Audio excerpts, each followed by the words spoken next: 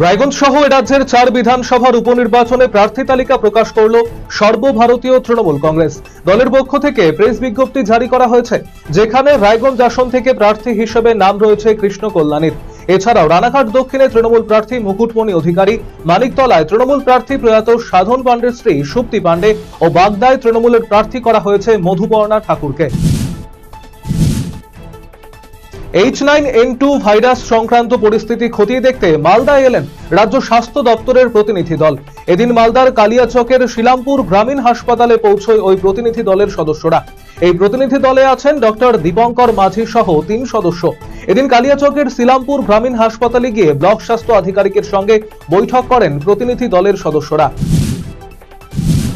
মালদার 2টি আসনেই পরাজিত হয়েছে তৃণমূল। এমনকি মালদার ইংরেজবাজার পুরসভার বিভিন্ন ওয়ার্ডেও তৃণমূলকে টেক্কা দিয়েছে বিজেপি। এই ফলাফল সামনে আসতেই শুরু হয়েছে জোর চর্চা।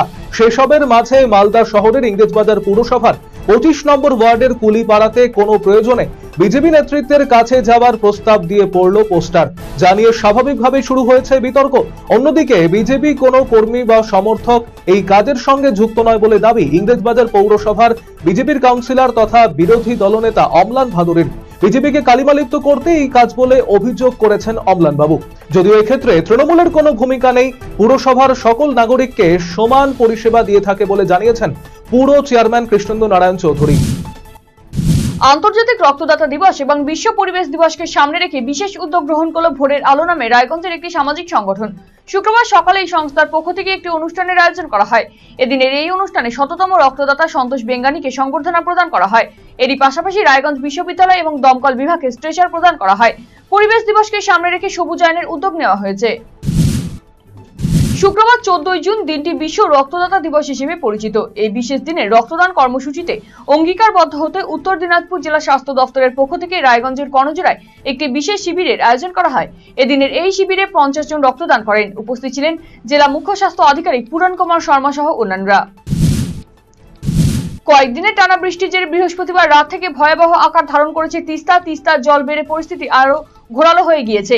রীতিমতো ফুঁসছে তিস্তা। জল বাড়ায় তিস্তা বাজার থেকে দার্জিলিং যাওয়ার রাস্তা বন্ধ করে দেওয়া হয়েছে। নিরাপদ জায়গায় সরিয়ে নিয়ে যাওয়া হয়েছে তিস্তা পাড়ের বাসিন্দাদের।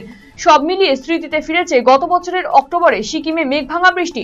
অপরদিকে তিস্তা বাজার থেকে ধসে গিয়েছে 12টি দোকান। কোচবিহারের মেখলিগঞ্জের কুচলিবাড়ি ভারত বাংলাদেশ সীমান্তে ডিউটি করার সময় বাজ পড়ে মৃত্যু হলো এক বিএসএফ জওয়ানের।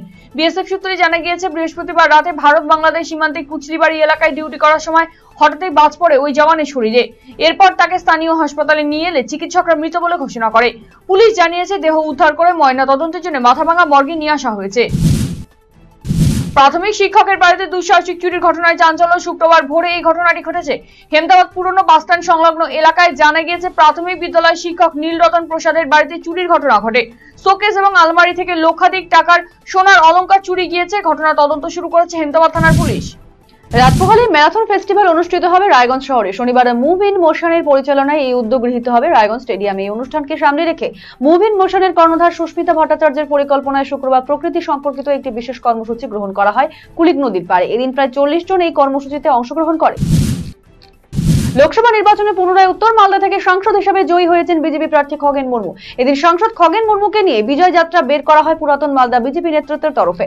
এদিন পুরাতন মালদার নবাবগঞ্জ এলাকায় সাংসদকে পুষ্পস্তবক দিয়ে সংবর্ধনা জানান দলের নেতা কর্মীরা।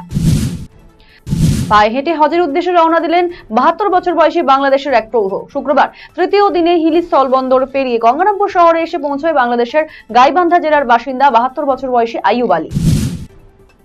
গরম পড়ার সঙ্গে সঙ্গে গাজরের চাহিদা তুঙ্গে লিচুর। 140 থেকে 160 টাকা কিলো দরে লিচু বিক্রি হচ্ছে।